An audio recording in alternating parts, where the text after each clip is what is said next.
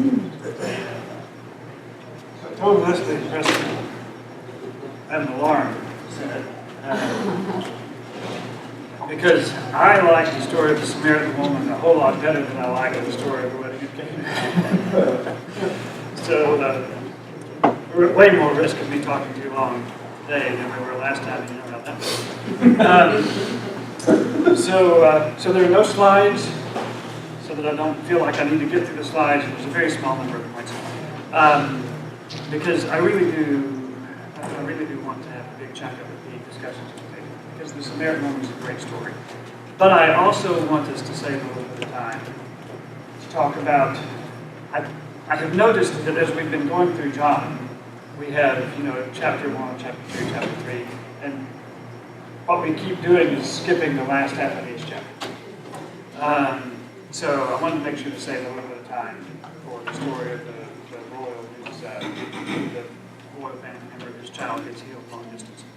So and I'm assuming that we all know the story of the Samaritan woman. So I'm not going to take time for us to reread the whole thing. Although you are welcome to read it if you wish after taking it. Just a couple of things. So to start with, John specifically says that Jesus did lots and lots of things, and he picked a few of them. But he picked them strategically. And he tells his story strategically, and the way he tells it matters. And in particular, the story of the Samaritan woman is meant to be read with the story of Nicodemus. They are companion pieces. And he intends for you to, you have to be careful trying to read an author's mind, but in this case he's made the clues very obvious. He intends for you to have the story of Nicodemus that you've just read in mind when you're reading the story of the Samaritan woman. And he intends for you to have the wedding at Cana in mind when you're reading the story of the ruler coming and asking for help for his son. They are both two pairs. There's an inner pair and an outer pair of stories. So what we're going to do is we're going to focus on compare and contrast between Nicodemus and the Samaritan woman. And to be looking at the story of the Samaritan woman and deliberately comparing it to Nicodemus. I'm going to give you a couple or three things that stand out to me. But that's just from me. And one thing about the story is it's sufficiently rich that everybody finds something different. So, first of all, the story of the Samaritan woman and Nicodemus, there are parallels, first of all, because in both cases, both Nicodemus and the Samaritan woman clearly start off a conventional type of conversation. I think Ben mentioned it last week, that there's the sort of standard challenge thing that Nicodemus starts. The Samaritan woman starts a conventional conversation between sort of traditional enemies. So both Nicodemus and the Samaritan woman start a conversation that assumes that they are talking to an opponent. And by the end of the conversation, Jesus has turned them both into adherents. We don't see that explicitly in Nicodemus in chapter 3, but Nicodemus shows up twice more, and once he's defending Jesus in the Sanhedrin, and the other time he's going to Pilate to ask for Jesus' life. The Samaritan woman turns into a missionary before we even get to the end of the chapter. So, and in both of them, Jesus hijacks the conversation and takes it in a direction that the person he's talking to does not expect. We know that Nicodemus had some complex riddle that he intended to ask, and he never even got to ask it, so we don't even know what it is, because Jesus has taken control right from the very beginning. And something similar happens with the Samaritan woman.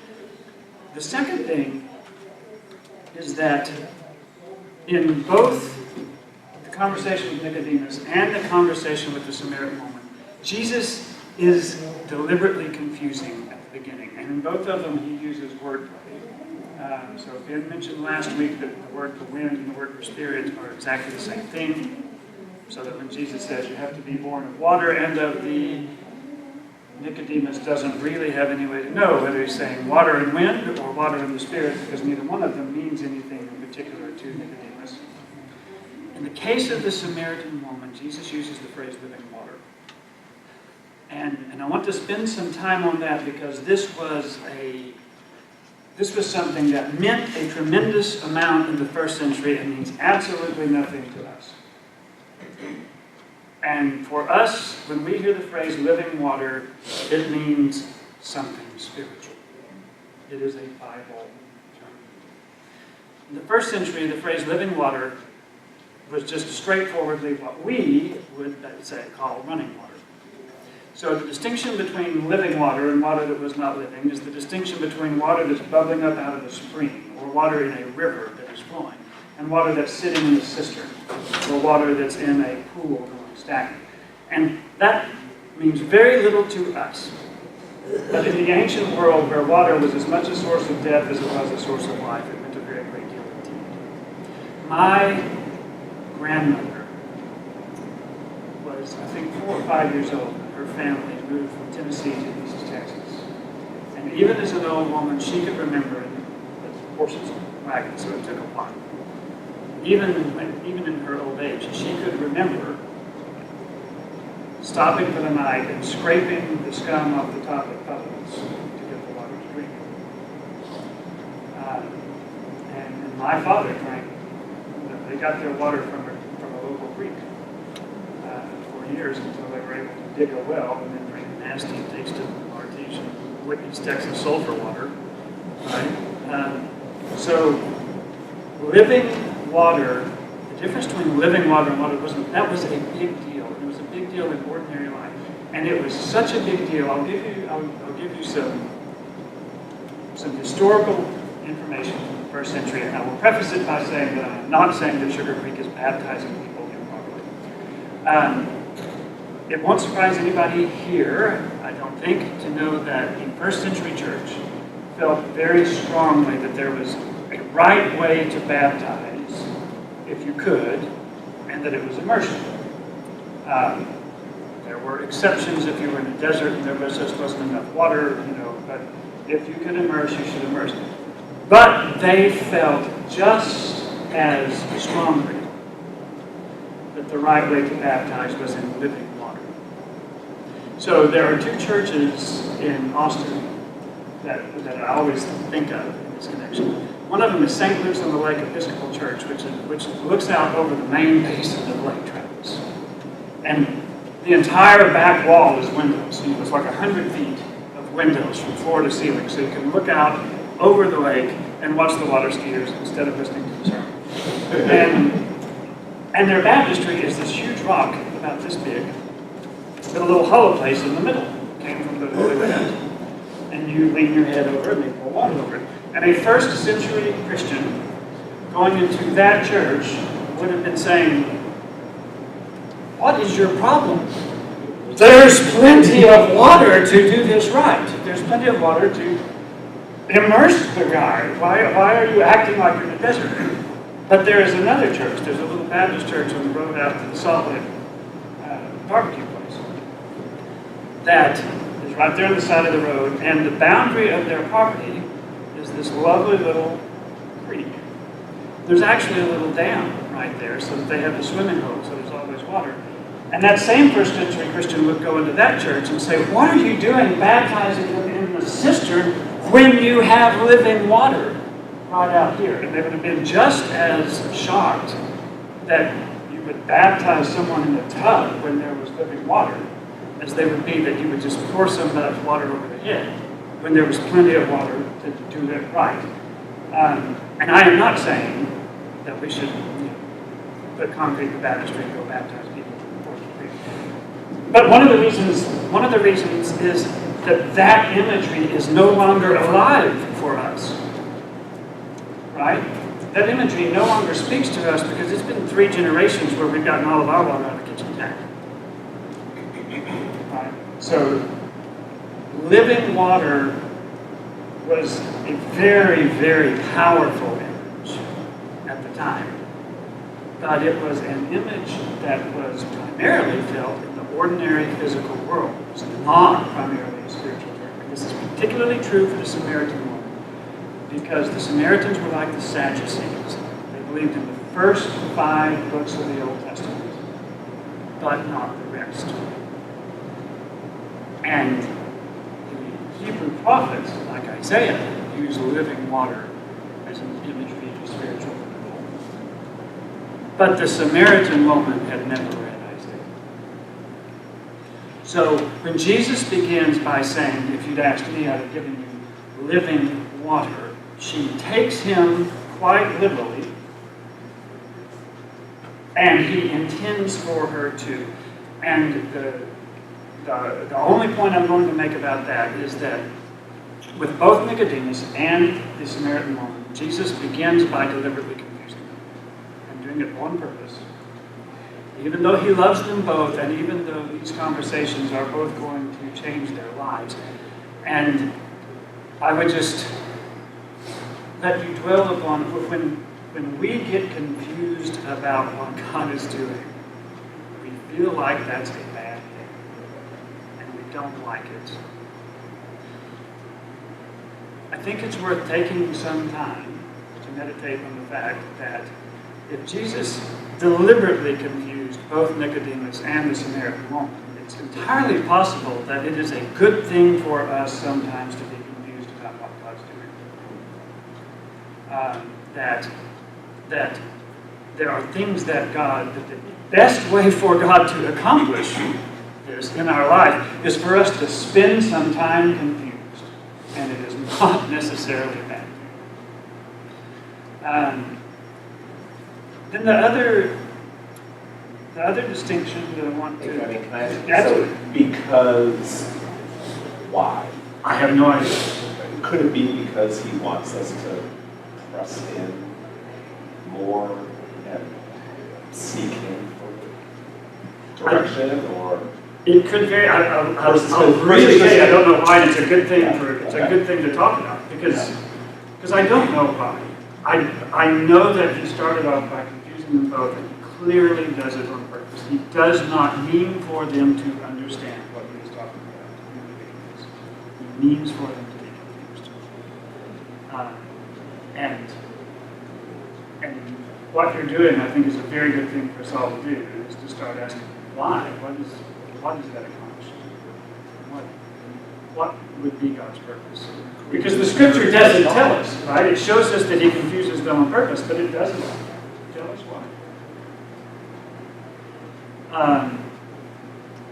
By the way, I actually had a blast with him doing the game, so you can ignore your wife. Feel free to interrupt as much as you need. I'm aware that I'm not helping. He's going to go with the sugar company. It's like 4 rounds. You should be taking my diabetic medicine. I popped my metformin right before I had that. So the other thing that I wanted to bring out, just because this is something we're having some background of.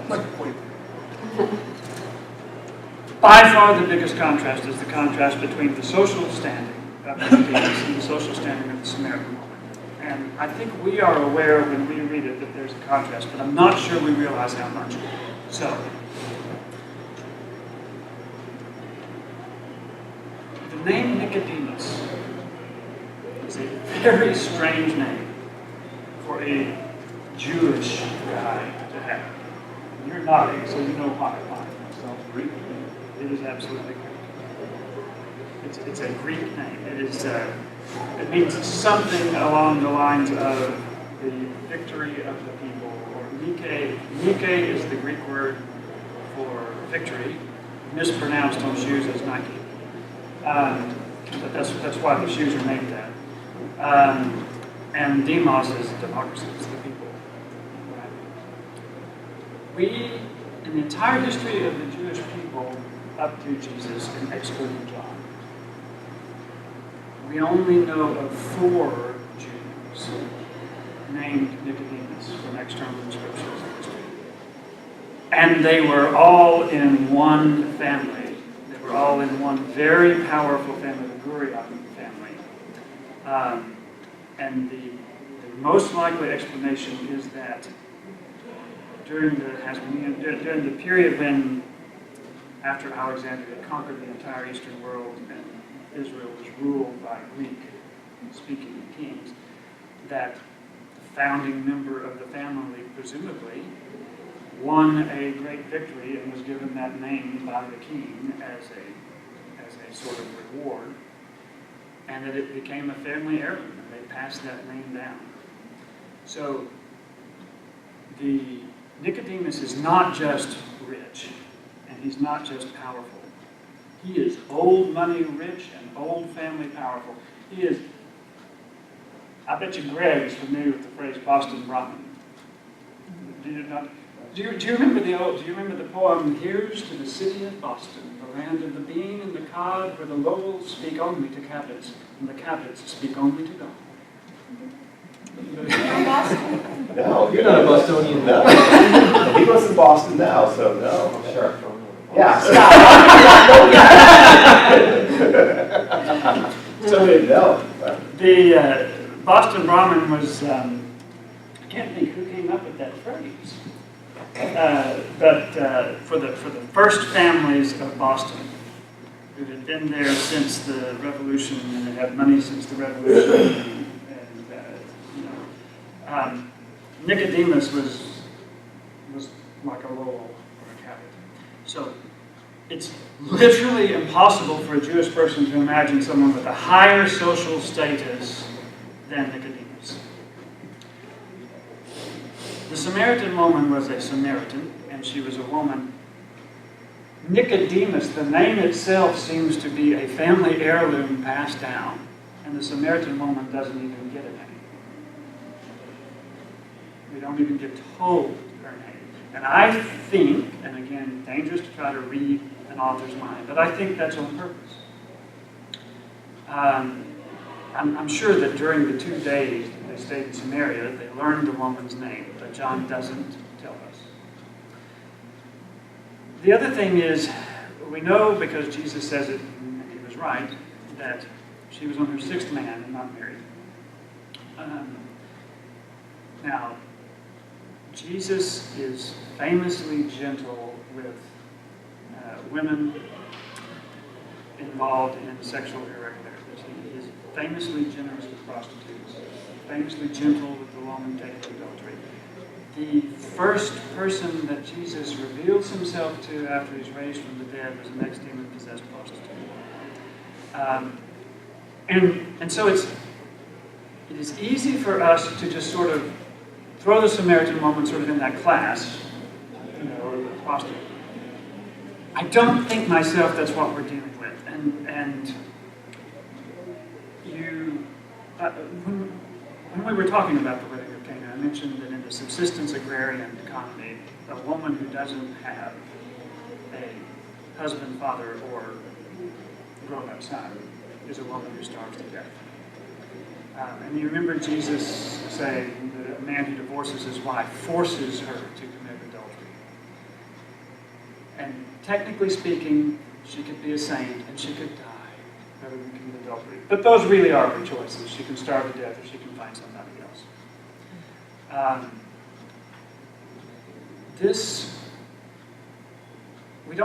Jesus doesn't say what happened to the 5 husbands. I doubt that she had had 5 husbands die. It is more likely that there were several divorces in there. You have to realize that all of the power was with the man. A man could divorce his wife simply by deciding he didn't like his cooking, he didn't like her cooking, he could come in, this might be slightly exaggerated, but not much. He could basically come in and just write out the writ of divorcement, walk in and say, "I'm done, I'm divorcing you, get out." And there wasn't anything she could do but starve and find another man. So I don't know whether this woman was just famously hard to live with or whatever, but the point is, seriously. Her cooking was really, really, really bad. I bet you 6 men be wrong. That's horrible. Brits can have But the point is, the man she's with now knows that nobody else will have her. And he holds her in such contempt that he will not even give her the protection of the name of his wife. He has basically told her, yeah, sex for food, take it or starve. And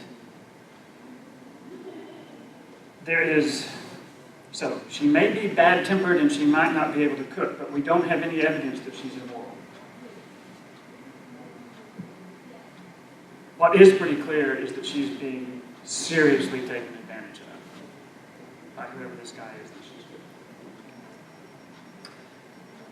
And the significance of that is, from a Jewish perspective, it is, just as I said, it was literally impossible to go higher on the social scale than old money, old family Nicodemus. From a Jewish perspective, there is no way to get lower on the scale of social status than a Samaritan woman who can't even find a husband. But at the end of the conversation with Nicodemus, Jesus has left Nicodemus confused. And we don't really know the extent to which Nicodemus ever really understood what Jesus said. We know that Nicodemus stood up for Jesus later, right? But Nicodemus doesn't appear in Acts or anything. We don't even know if Nicodemus actually stayed a member of the church. Or we know two things. We know he stood up for Jesus in the Sanhedrin and he showed up to give Jesus' body. And that's all we know. Samaritan woman is the first person to whom Jesus flatly, openly, and unambiguously said, "You're the Messiah, that's me." And that contrast, too, I believe, is deliberate and that John intends for us to notice that. And my alarm was set to go off in 5 minutes, and I have beaten it. So I did very well. So those are a couple of the things that leap out for me in the story when you compare the two. I would like to leave us about 10 minutes for the second story. So that gives us 15 minutes. So your assignment, basically, the tables is, and now you can go back and you can read them, whatever. I'd like for you to try to find as many different things as you can to be the points of similarity or contrast between these two stories, and to read them as a pair, which I don't think is the way we usually read them, but is the way I think John intended for us to read it. So try to find as many places as you can of points of contrast and of similarity. And go.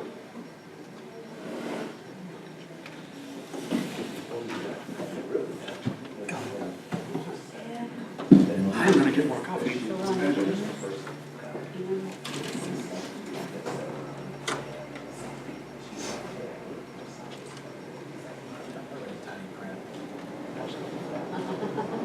My eyes cannot handle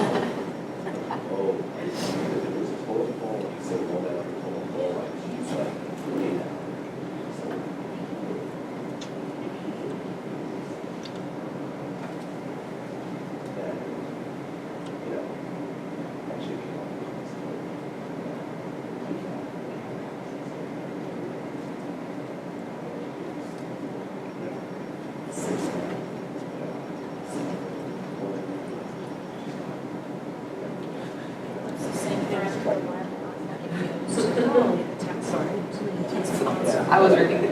I always does. But I get that. Three key.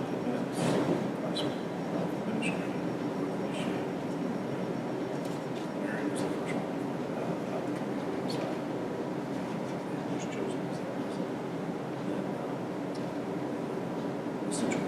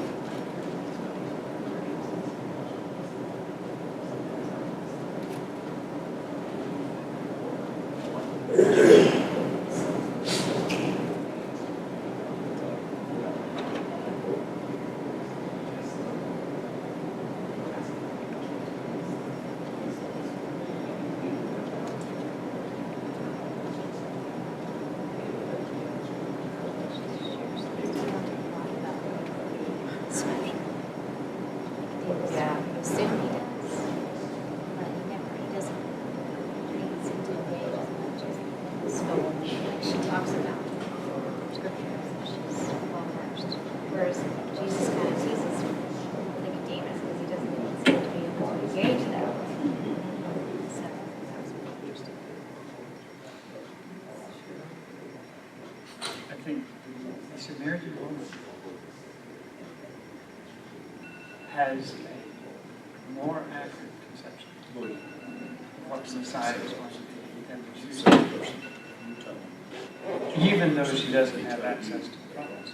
So if you bring them along to that revelation in their own mind, that they need this, then it can essentially just run to obviously create or psychology. It's like each person also, I was mentioning a lot of times, was trying to talking about it. In that context at that time, this would be restored. It's one of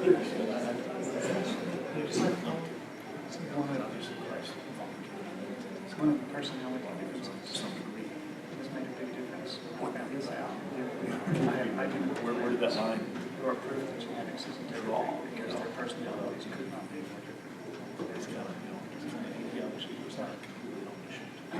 Things that Different people the Father chose to allow. have different causes when they talk to them. But we can alone.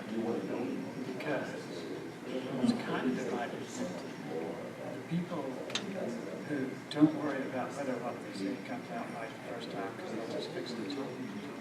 And the people who don't like to make it into themselves when they talk, so they think about the talk. And the second kind of people who get halfway through a sentence and then they'll be sort of organizing the next part of the sentence to make sure it comes out right. And in their mind, they're still talking. Maybe 2 or 3 or 4 seconds, they can pause, they're still talking. The other time, they haven't talked, there's a second has gone by that means they're done. Which means they think the other people they're talking, so they use their turn, they talk. And the first people think that they're being interrupted constantly. Right? And it's just a matter of literally. I asked my son Kevin, do you feel like I cared when I read this? I asked him as he talks. I asked him, do you feel like I cared? Oh, yeah, I do. And I asked Sean. No, not really. So, for several months, whenever Sean was talking, whenever he stopped, I would make myself count to 4 before I said his question. It was amazing how often he kept going at about 3. But it's just that some people, they just think out loud, and if it comes out wrong, no, we'll just fix it, you know. You're not even thinking. If it comes out wrong, go fix it. Sure with us. We want to sit at your feet as well. So this is the thinking table, and that's the talking table. I can think of a few people at this table who are relatively sweet. He kind of goes on this rambling. It's very clear. My directions are clear. I'm leaving it at that. So I'm guessing that this is the first time that you guys have tried to read these two as a set. Because I can see everybody going back and forth. And it's fine if you don't show up, actually. Because if it takes a while to go through that, that's fine.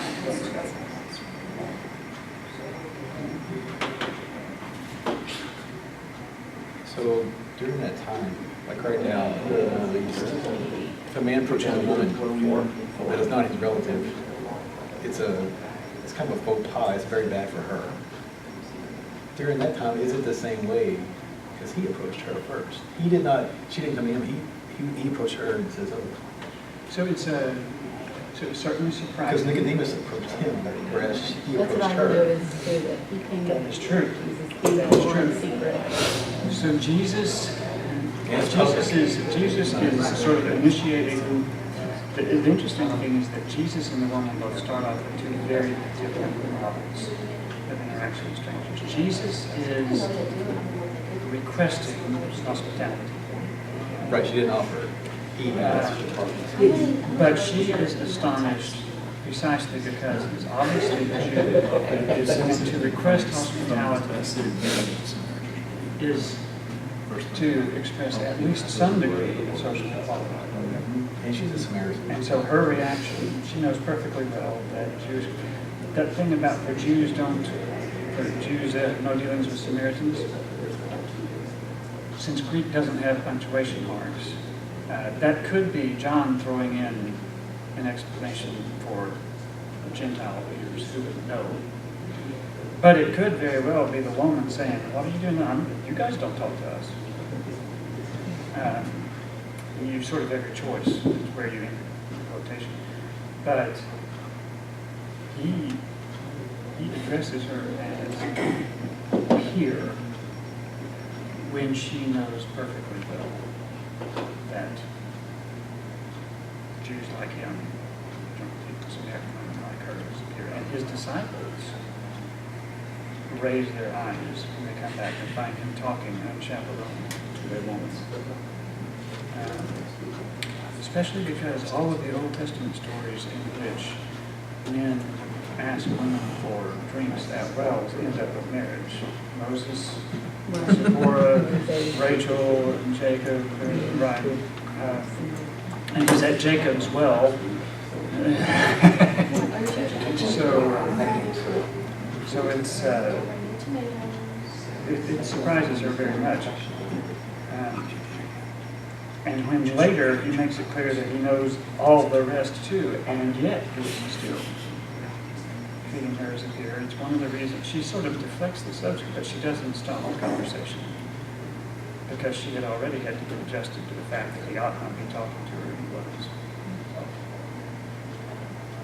Whereas Nicodemus would certainly feel like he had the right to be talked to about Jesus.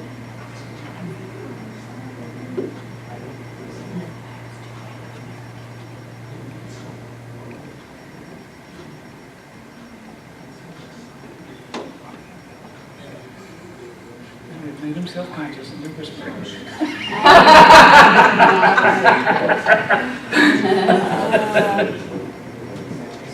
Have you finished with the remedial class? Two more minutes. We're ready to move on. 2 more minutes and then we're going to talk about the last one. Fighting words, Paul. 2 more minutes then we're going to talk about the last one. I just based it off the precedent. The attendance of the Emmaus class is going to be growing by 7 next week.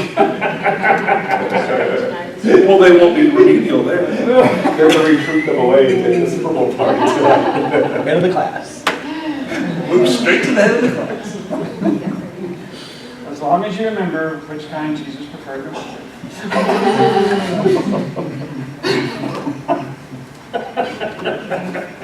I have to say, there's precedent that they're more favored amongst class amongst the tables. Most favored table name status. Jesus had required it in Nicodemus for him to humble himself upon the church. Samaritan woman, she would have already assumed that she couldn't, so he extended that. So he knew each person, Nicodemus needed to humble himself, and the Samaritan woman needed to be encouraged. Really? This is almost in the air. Are you flying back? Yeah, I could try to be there for that. All right, let's do the last part. And the last part, I doubt that we're really so familiar with. So can we go ahead and have somebody read, if anyone doesn't mind reading I can't remember which verse it is, but the verse, the last section of the chapter with the guy whose kid is sick. So he came again to Cana in Galilee, where he had made the water wine. And at Capernaum there was an official whose son was ill. When this man heard that Jesus had come from Judah to Galilee, he went to him and asked him to come down and heal his son, for he was at the point of death. So Jesus said to him, "Unless you see signs and wonders, you will not believe." The official said to him, "Sir, come down before my child dies." Jesus said to him, "Go, your son will live." The man believed the word that Jesus spoke to him and went on his way. As he was going down, his servants met him and told him that his son was recovering. So he asked them the hour when he began to get better. And they said to him, "Yesterday, the 7th hour, the fever left him." The father knew that was the hour when Jesus had said to him, "Your son will live." And he himself believed, and all his household. This was now the second sign that Jesus did when he had come from Judah to Galilee. All right, so I can't draw. So this is a schematic rather than that. That's supposed to be a circle? That is a lake, actually. Wow. Proportions wrong. Well, it's not a circular lake. You're correct. So,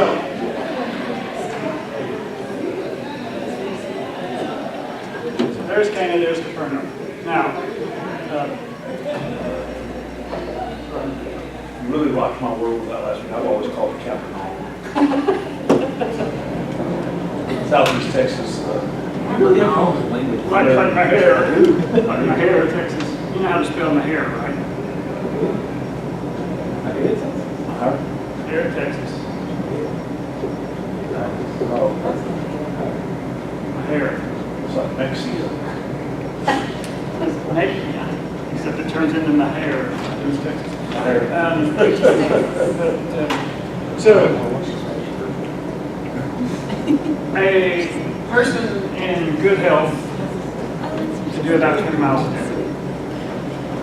This particular guy seems not to be in great shape because,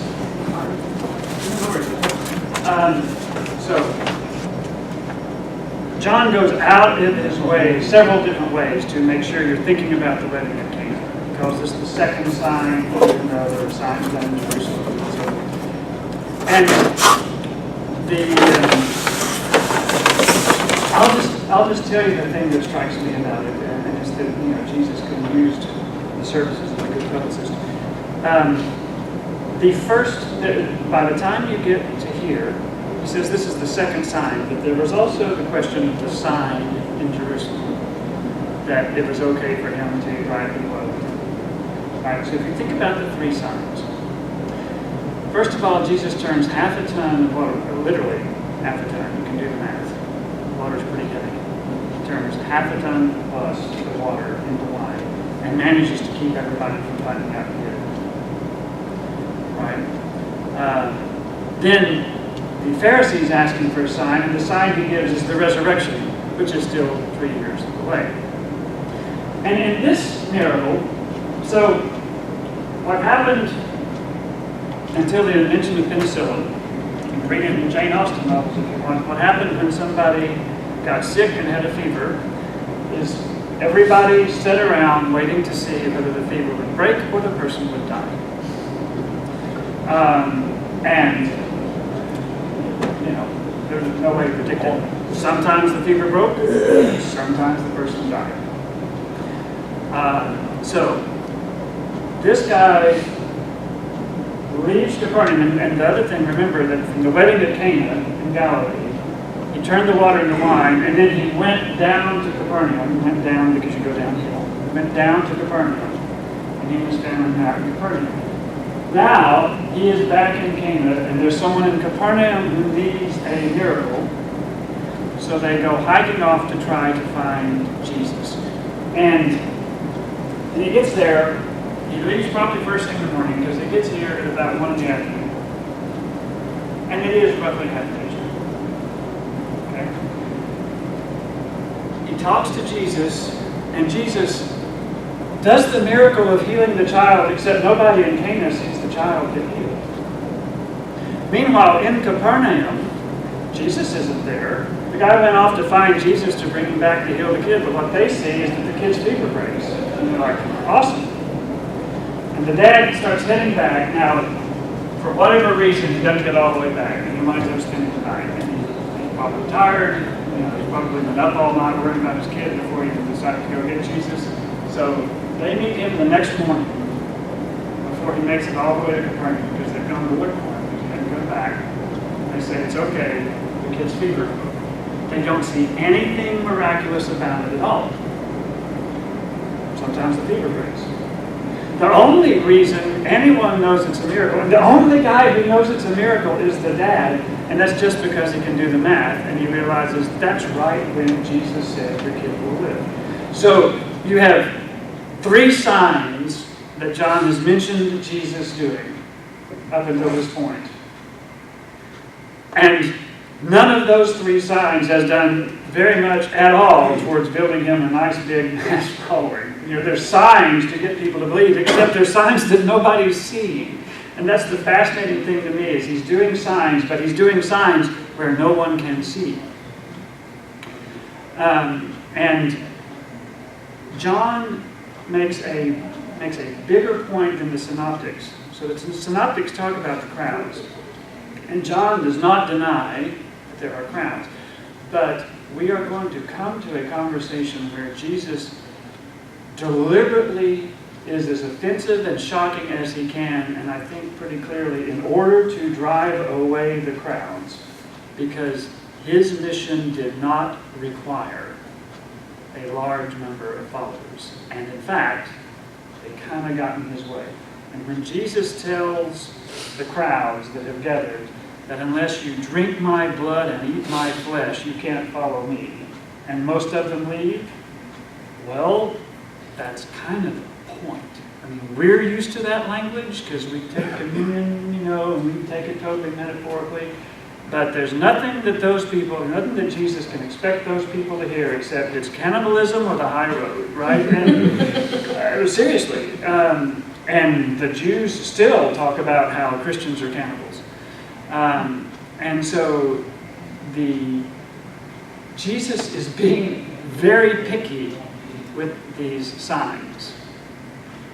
They are revealing his glory, but only to the very small number of selected people to whom he wants his glory revealed.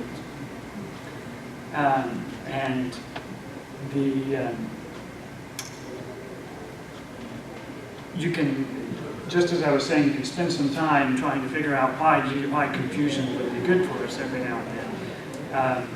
It's worth spending some time, when you have some spare time and a quiet time, to think about why Jesus was so careful about who it was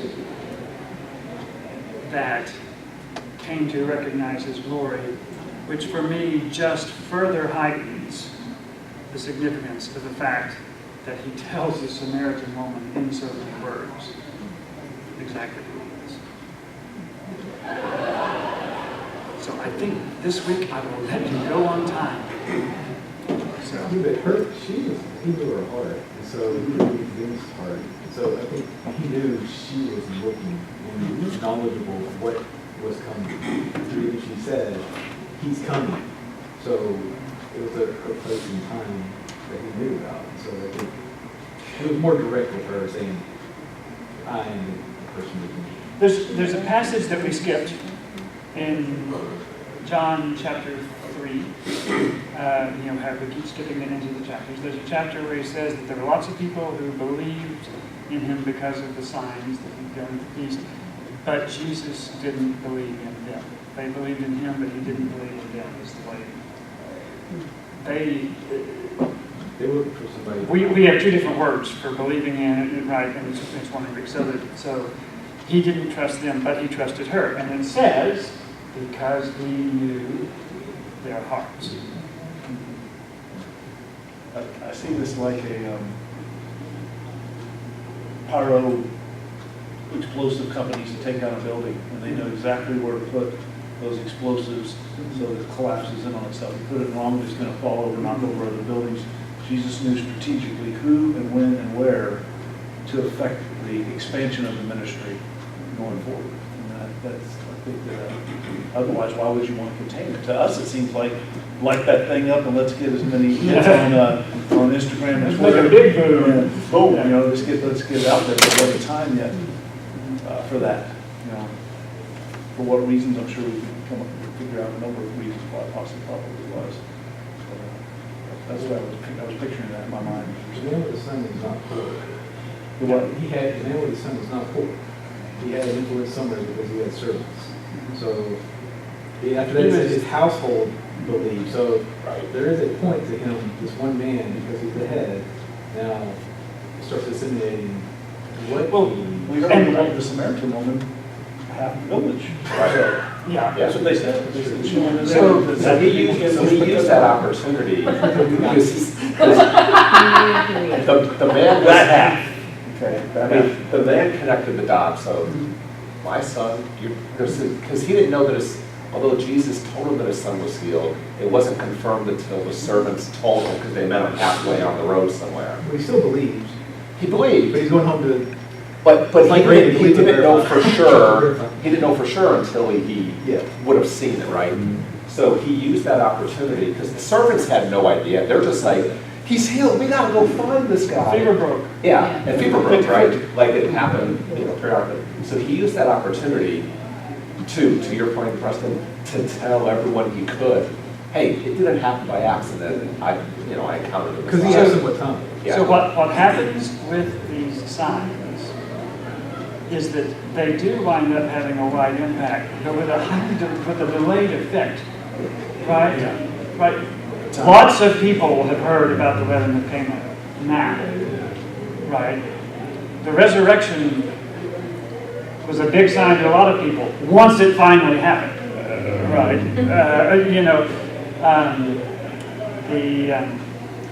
But what you're saying about the man having a certain degree of faith, but then it really is confirmed, to me, is very reminiscent of the Samaritans after 2 days saying, well, we believed at first because of what you said, but now we've heard it for ourselves that there's a deeper level of contemplation. I mean, you can look at it from almost like a tactical standpoint. If you're going to infiltrate, going just full war, it's easy for a large group to block it. Whereas if you're scattering this around, it just starts growing and it's out of control before you even realize it. I think that's, the Romans, they're like, this is already just getting out of control. They couldn't stop it because it was everywhere because of these strategic placements. And it was 300 years later. Yeah. You know, you see little Constantine. Yeah.